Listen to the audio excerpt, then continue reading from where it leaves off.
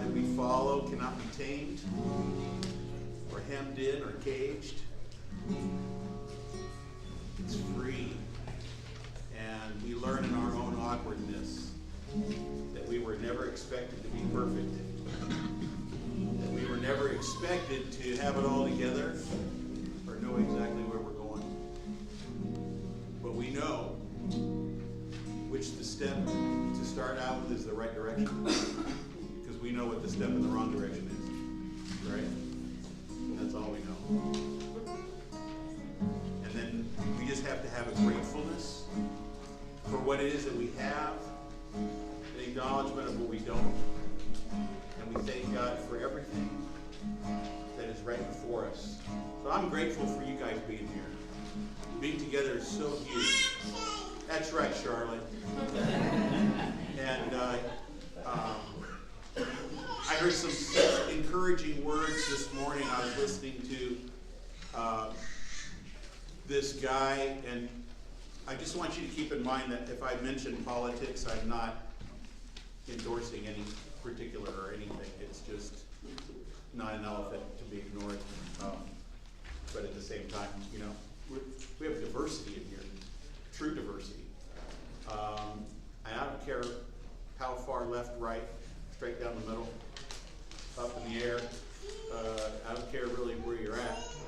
The beautiful thing is that we can actually be together and join in those things we agree on, and that's in recovery language, it's recovery. In spiritual language, it's resurrection living. It's living free. Can somebody grab that door back there? Thank you. I heard a really powerful conversation between Rob Bell and Zach Eckerly this morning, which was pretty cool, about how in the area of discouragement, hopelessness, that aspect of it, how it stimulates the imagination, how it draws us together to find unity on those things we agree with, on how we can begin to, you know, when I was downtown yesterday at the Women's March, yep, I was a Women's March. I was a lady yesterday. And, but there was so much diversity. You know that? It's like, when we begin to share the fears that we have together, all of a sudden the smaller details and causes don't matter quite as much. And there's so much, some people can be excited, some people can be in angst, but that doesn't mean we don't come together and bring together the best out of what it is that we all have. And the most important, and in what Eckerly was doing was, they're actually bringing sides together to find that common core between what this seemingly extremist thought or this extremist thought think together.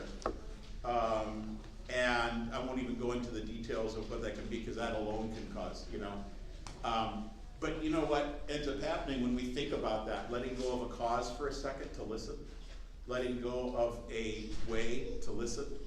The minute you do that, you are engaging in resistance. We're engaging in resistance. It happens religiously all the time. We get our theology set, we pour the concrete, and we're afraid that somebody's going to rock our little foundation by suggesting something that would open our mind and begin to think differently. You know what, you guys? That's if the church isn't about anything else, if it isn't about the most powerful message of reconciliation that there is, then we're not about anything. Because the minute we want to face reconciliation, we're going to have to face ourselves in the mirror, our own egos. And so, as we were talking about last Sunday, when you start to recognize the resistance, just acknowledge your resistance. Make that your prayer. God, I'm super resistant. Open my eyes, show me where my resistance is, because you or I might not be opening ourselves up to an imagination of a third thing, or a fourth thing, or a Okay? So, we all come in different amounts of understanding of Scripture and the Bible and religion and things like that. So, as I began this little part of the story of the Bible, I'll give you a little background on the dude. David, most of us have heard about David in the Bible, and we've heard of this David and Goliath story. You know, that was the one where he had to face the giants. But before that, they were going to get a king, and they were going to select a king, and the people wanted a specific king. They wanted a strong king. They wanted a king that was strong and full of power, and so it's what they envisioned the king would look like. And they even had armor for the king, who would be the head of the military, to wear that heavy armor. And God had communicated to a prophet that the king should be the one person in the family of brothers that they were going to go to that is actually not looking like the strongest. Not the strongest, not the tallest, not the beefcake, that it's going to be the one that seems a bit weaker. Now, don't you just love how God always gives us messages and takes us in directions that we're not going to gain consensus in? You know? Can you imagine that prophet trying to explain that to everyone? Well, the only thing you have to go on is that he just knows it inside. He feels it inside. So he's going to have to face resistance. So part of the spiritual path of non-resistance is recognizing you're going to face resistance. Okay? It's not a clean, clear path. Just ask anybody who's trying to get rid of alcohol, drugs, and everything else in their life, but they're still in the same community of people. There's resistance, right? What makes you think you are who you are? What makes you think you're better than us? What makes you think that you could succeed in something when we haven't been able to? They might even remind you of your past. It's hard to think imaginatively about a different future and a different life if not only you have your inner resistance, but you have the voices of resistance around you. And so the prophet is telling them kind of who the guy should be as king. And when they meets David, God's like, that's the guy. It's David, little David. And so they're like, okay, let's put the armor on him. And David's overwhelmed by the sleeves and the legs and the metals and everything. They're just weighing him down. He's like, can I just do it without this? And they're like, okay, so if you don't use the armor, you're going to be vulnerable. There's the resistance that's related to self-protection. That idea of self-protection, that if I somehow let down my guard, that I will not be able to survive. When in actually, what David is doing is exchanging the strength and the visible protection of the armor for the inner power that comes beyond that, that is greater than the armor itself. So he's learning that spiritual life of the inner life with God declaring who he is. Man, it's no different today than it was then. That God is calling us to an inner confidence and strength, and yet staying mobile and agile without wearing all that self-protection. When we wear the self-protection, it's hard to walk. It's hard to connect. It's hard to speak. Our voice is muffled. But I'll tell you what, I ain't going to die. I have no life, but I'm not dying because I've got all this protection around me.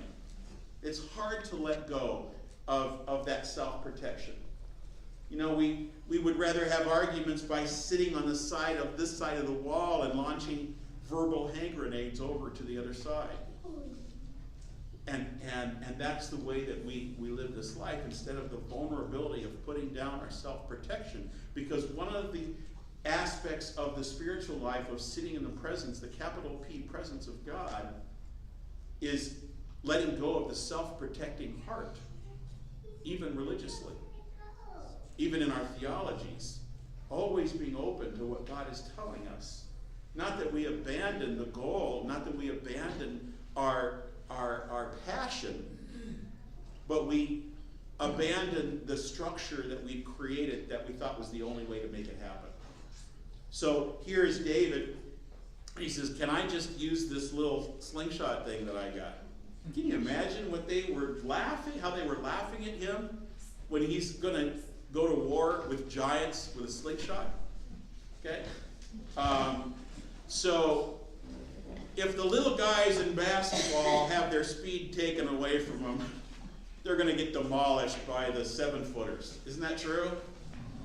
So what he lacked in height and strength, he made up for in God's speed and in purpose.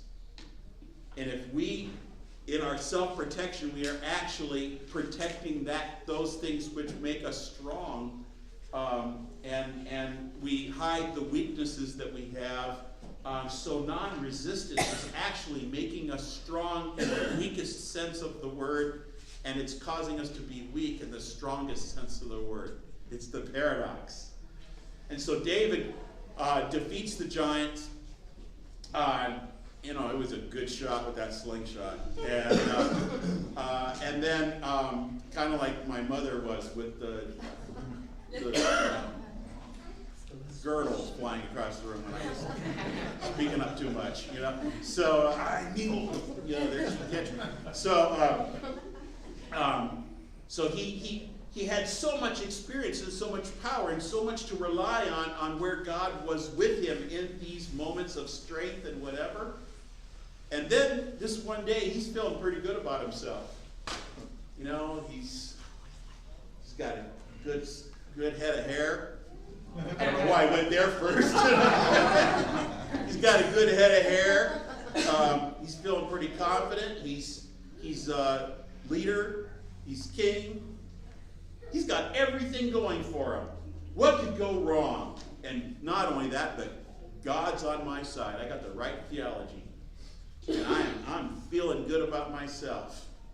And one day, he's outside, and he's on his roof. I guess they like to hang out on their roofs a lot, James Taylor style. And the older ones know what I meant by that. And as he's on his roof, he looks over to another roof, and there's this beautiful lady sunbathing, or bathing, I don't know. Bathing is the operative word there.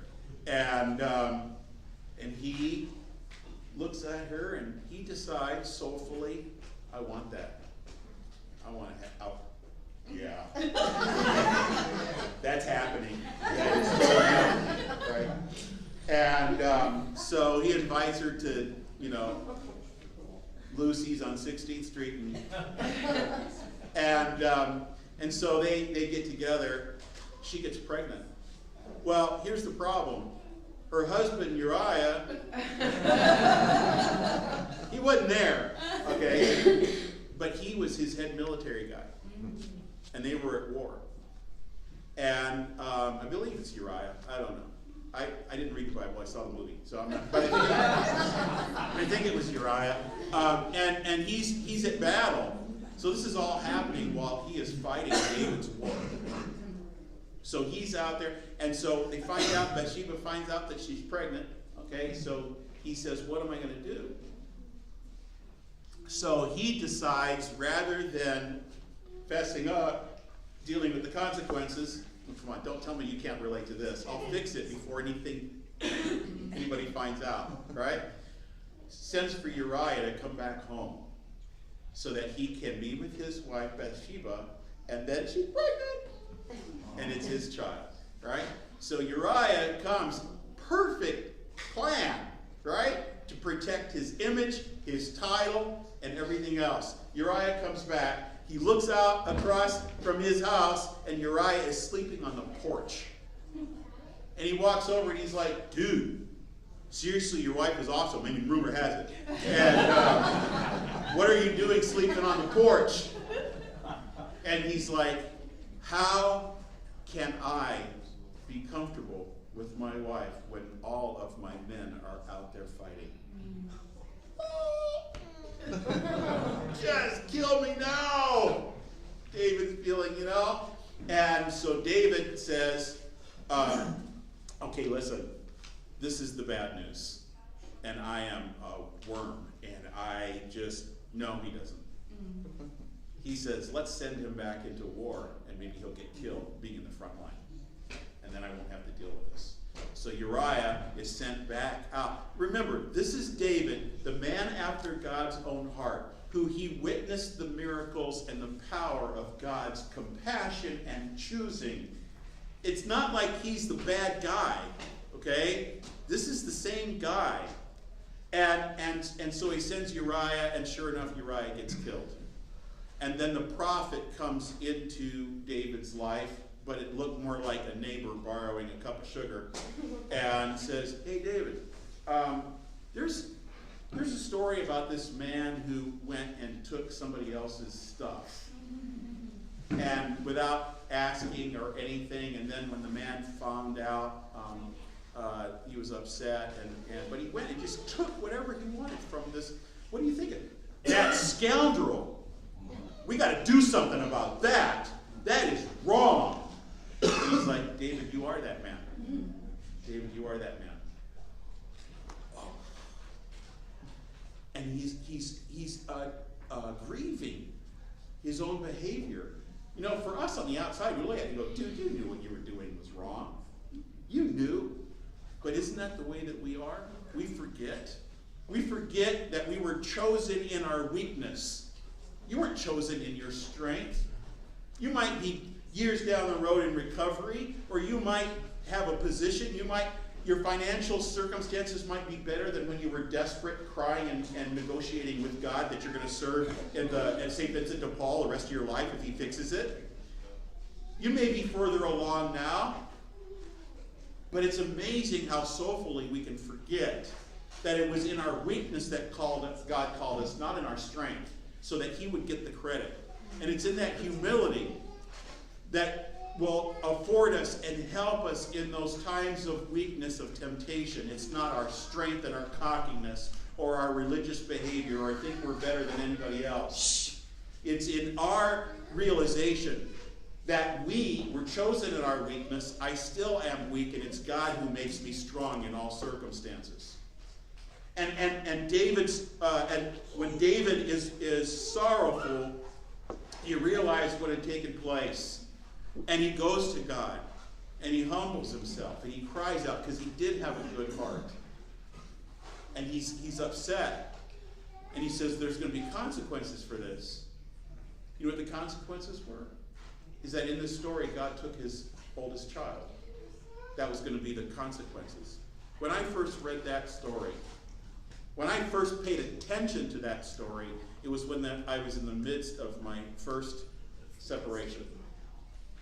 And I felt, because I was raised Christian in an atmosphere, my daughter is going to suffer. When I read that, my kids are going to suffer. Because I heard that in the church all the time. Children are the consequence, the divorce and punishment and, all that. And I'm like, well, that just lines up perfectly. My precious daughter, my oldest one, is going to pay the price for this divorce. And I was fearful and saddened and not knowing what to do. And I stopped reading the Bible. That was a bad move, because the rest of the story says in that story that the consequences was that life is oldest. And the firstborn in the narrative, the Christian narrative, is that is represented in Jesus. The first life that was taken so that you never have to suffer the consequences again. And when I read that, I was like, oh my God. He took care of it. In my flailing and in my humanness, in my difficulty, And I look at my precious daughter now, who's got 3 incredible little boys, and married to a man, and they're doing Young Life work out in East Valley. My other daughter's singing worship songs in California. And my son is still trying to figure out what the heck is going on in life, and I love that. And I'm like, no, we got to let go of the curse that people have to pay punishment for my sins and my life because it was already done. We're not good enough to pay that kind of penalty. He already took care of it. He took care of it. We're free. And that's what we celebrate, is we celebrate that freedom. So it all takes place in non-resistance. Not holding my thought or my opinion or my cause or my knowledge or my lack of knowledge and wanting tangible evidence as a resistance to the wonderful mystery that we call God, of entering into that connection and that love and that life. There's enough extremism in this life, right? To not have to gravitate one way or the other. But to claim in the center of my ignorance that God will give me the guidance and the direction. That there are going to be times when I'm going to think I'm cocky. Who does Bathsheba represent in your life? What does the armor represent in your life? The self-protection. The opinionated mind. The self-protecting heart. And the defensive body. You guys, when we become non-resistant, we're not becoming weak. We're taking on the armor of God. We're letting go of our armor. Now, doesn't that Ephesians scripture mean a whole lot more? Put on the whole armor of God. It's also saying don't be burdened by the armor that you think is protecting you. Put on the whole armor of God. In Psalm 32, he handed it out to you. And I'll go through this fairly quickly. It says, "Blessed is the one whose transgressions are forgiven, whose sins are covered. Blessed is the one whose sin the Lord does not count against them, and in whose spirit is no deceit." Check this out. Transgressions are, it's almost like it's repeating itself, transgressions and sins. Sins are the ones that we do. We all know what those are, okay? Transgressions are those that we do ahead of time, that we knew we were going to do it when we did it, and we did it anyway. Okay? We saw the no trespassing sign, and we pulled the wires open and crawled through. We knew ahead of time. And look what it's saying. It's saying, I got you covered on both of those. Stop playing the mind games. I'm sure many of us have thought, I don't think God can forgive me because I knew ahead of time what I was doing and I did it anyway.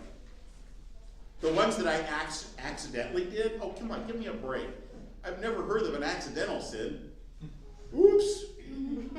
All right? David knew what he was doing when he did it. He just didn't have the awareness to recognize that what he was doing ought not to be done. I don't know if that makes any sense. It doesn't. But anyway, move on. So the transgressions are those we do ahead of time intentionally. The sins are the ones that we tend to think of all the time. And this is saying God's got us covered on both sides.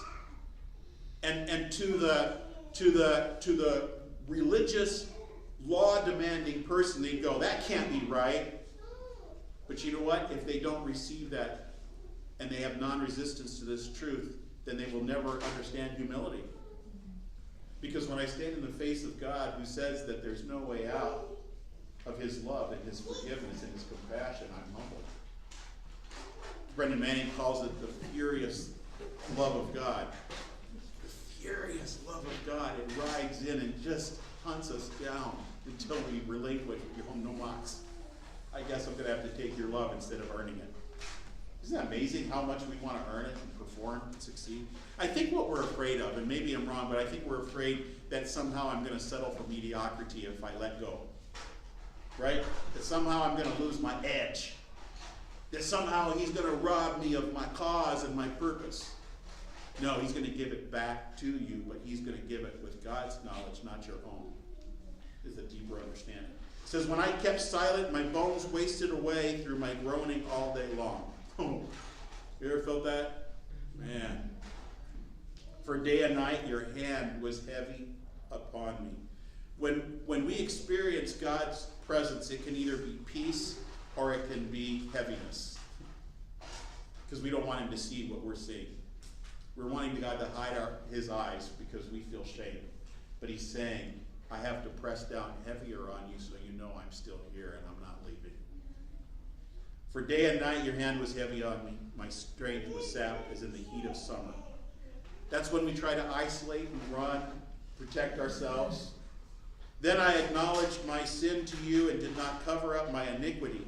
I said, I will confess my transgressions to the Lord, and you forgave the guilt of my sin. If you can remove all the religious language that it sounds like and the way that it's interpreted, and just be able to see that it means I'm not going to protect myself anymore. I'm going to admit the truth of who I am, and I'm not going to hide it. I'm going to come out of my human closet, every one of us, and I'm going to live the life that I've been given, the life that I've had, the things that I have done, and I am not going to be ashamed anymore. I'm going to let it become my story. Then it says, therefore let all the faithful pray to you. We need people around us sometimes, right? To strengthen us when we're gonna come out and tell the truth about ourselves. Some people are going to be disappointed. We're going to need a whole community going, all right, go ahead. Be weak. Admit your humanness. Quit pretending. Therefore let all the faithful pray to you while you may be found. Surely the rising of the mighty waters will not reach them. I get the picture of the community picking you up and raising you up above the water of your fears and your anxiety. Oh, we'll hold you up. We'll hold you up. It ain't going to touch you. Or the voices around you. And then it says, from God to the psalmist, or from the psalmist to God, he says, you are my hiding place. Now see how the language changes? 1 minute he was talking about God, now he's talking directly to God. And that means that that intimacy is now happening. He says, you are my hiding place. Don't brush over that, you guys, because you know what? In all of our coping mechanisms, our addictions, we want a hiding place. We want to escape in those. So God is even calling us to say, don't you ever escape again. What he's saying is, run quickly and escape into me, your hiding place. You are my hiding place. You will protect me from trouble and surround me with songs of deliverance. Don't you just have to have music playing in your ears sometimes to inspire you to go a different direction? Bam, bam, bam, bam, bam, bam, bam, bam, right? I don't want to go bam, bam, bam, bam, bam, bam. I will instruct, and then God back to the psalmist. I will instruct you and teach you in the way you should go. I will counsel you with my loving eye on you. And don't be like the horse or the mule, which have no understanding, but must be controlled by bit and bridle, or they will not come to you. The bit and the bridle to me is doctrine, decrees, rigid religiosity, superstitions. We do this because, not because we're afraid that if we don't do this, then we'll have a fender bender at 4 o'clock. Or, the Patriots won't win. Or, something. We don't do it for that reason. We don't do it because we're going to now ask God to come into our presence. We do it because we are creating an environment of non-resistance to allow that which I don't even know is going to occur. I'm open. It's doing this is taking the breastplate off and the helmet and all the gear and the weaponry and laying it down and saying, God, I am vulnerable before you. I will let you be my helmet and my breastplate and my strength and my weapons. You will guide me and teach me. I don't need to have that constructed around me to be strong. I need you to be strong in me. And that's why Joshua was told when he had big work to do, be bold and courageous, for the Lord your God is with you. And this is Emmanuel with us, God with us. So what would we do? What would be our greatest weaponry? Is stop and be still and become aware in a non-resistant way the reality of God's presence. And if that's why we gather together, to be reminded from each other during coffee and donuts, isn't it great not to be alone? God, it's so powerful. No wonder Emmanuel means God with us. And then I reflect that with you. I'm with you, and you're with me. And that lays the armor and the weaponry down. And if somebody is resistant to that, then you won't have to probably deal with them, because they're going to get annoyed by your confidence in your love and compassion. And let your love be furious. I don't agree with you, dude, but I love you, and I'm not going to that's just... No, give me something to fight about. Feel better. Fight with me. I don't like looking at myself in the mirror. So let's come to the table. And let's do this as maybe your first real example of good religion, which is setting the table for something to occur if you have no idea. That idea that I'm creating a little crack in my armor by confessing my brokenness. I am broken, God, but now you can come in. I've been trying to fix it. I've been trying to cement it, put a little mortar in there, patch it up. And he's like, don't do that. That's where I'm coming in. Just open the door.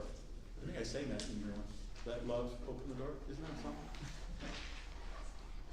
And in those cracks and those weaknesses is where God comes in.